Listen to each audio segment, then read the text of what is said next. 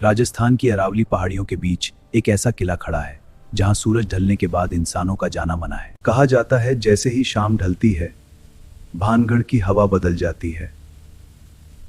लोग कहते हैं यहाँ एक श्राप है, एक ऐसा श्राप जिसने पूरे शहर को हमेशा के लिए उजाड़ दिया गया। लेकिन हमेशा ऐसा नहीं था। कभी यही भानगढ़ खुशियों से भरा एक समृद्ध शहर था। यहाँ के बाजारों में रौनक थी, संगीत गूंजता था और लोग खुशहाल जिंदगी जीते। और इस शहर की पहचान थी एक राजकुमारी जिसकी सुंदरता की चर्चा पूरे राज्य में होती थी। लेकिन भानगढ़ की खुशियों के पीछे एक अंधेरा भी छिपा था। जंगल की गहराइयों में एक तांत्रिक रहता था जिसकी शक्तियों से लोग डरते थे। एक दिन उस तांत्रिक की नजर भानगढ़ की राजकुमारी पर पड़ी और उसी पल उसके मन में एक खतरनाक इच्छा जन्म ले चुकी थी। राजकुमारी को पाने के लिए उसने काले जादू का सहारा लेने का फैसला किया। अब उसे बस एक मौका चाहिए था राजकुमारी तक यह जादू पहुंचाने का। अगली सुबह भानगढ़ का बाजार फिर से रौनक से भर गया और उसी भीड़ में तांत्रिक भी अपना जाल बिछा चुका था। उसी समय भानगढ़ के महल में राजकुमारी अपने दिन की शुरुआत कर रही थी और उसे बिल्कुल भी अंदाजा नहीं था कि उसके खिलाफ एक खतरनाक साजिश रची जा चुकी है। आज राजकुमारी ने तय किया कि वह बाजार घूमने जाएगी। कुछ ही देर में राजकुमारी अपने सैनिकों और सहेलियों के साथ बाजार की ओर निकल पड़ी। राजकुमारी के बाजार पहुंचते ही चारों ओर हलचल मच गई। भीड़ में छिपा तांत्रिक उसी पल का इंतजार कर रहा था। अचानक राजकुमारी की नजर एक चमकती हुई बोतल पर पड़ी। उसे क्या पता था कि यह साधारण तेल नहीं, एक खतरनाक जादू था। तभी भीड़ में खड़े एक वृद्ध साधु ने राजकुमारी को सावधान रहने का संकेत दिया।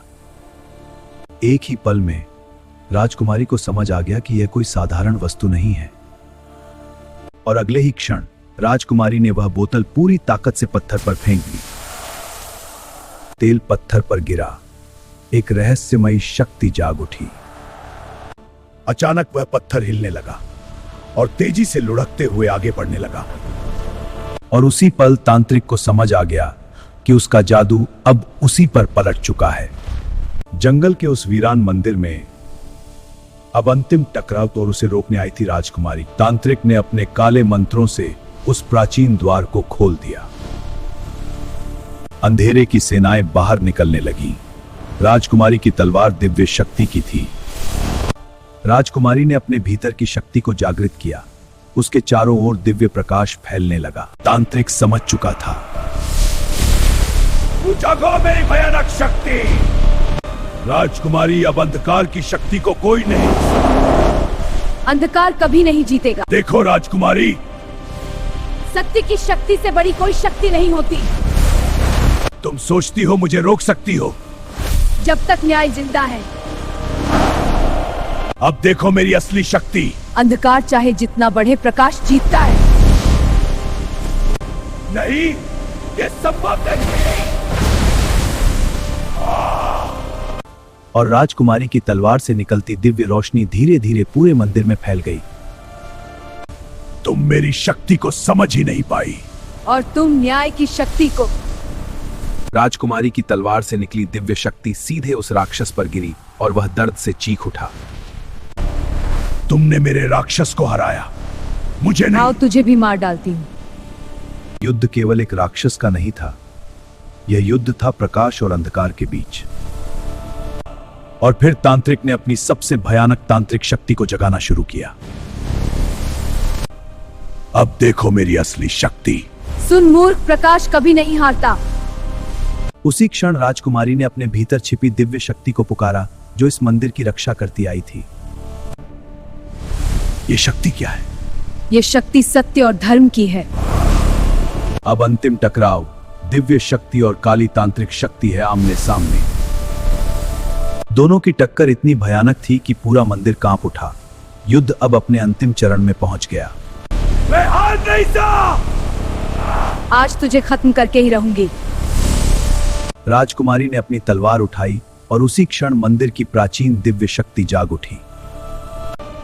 नहीं, यह असंभव है। यह सत्य की शक्ति है। दिव्य शक्ति के सामने तांत्रिक की काली शक्तियां तेजी से टूटने लगी। अंततः वह काला द्वार बंद हो गया और सदियों पुराना अंधकार समाप्त होने लगा।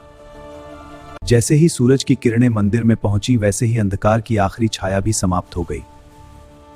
राजकुमारी ने न केवल अपने राज्य को बचाया, बल्कि बुरी ताकत को भी खत्म कर दिया। और इस तरह प्रकाश ने एक बार फिर अंधकार पर विजय प्राप्त की और भानगढ़ का यह इतिहास बन गया। जब पूरे राज्य में खुशी की लहर दौड़ गई, लोग अपनी वीर राजकुमारी का स्वागत करने के लिए सड़कों पर उमड़ पड़े। राजकुमारी आराधना की जय।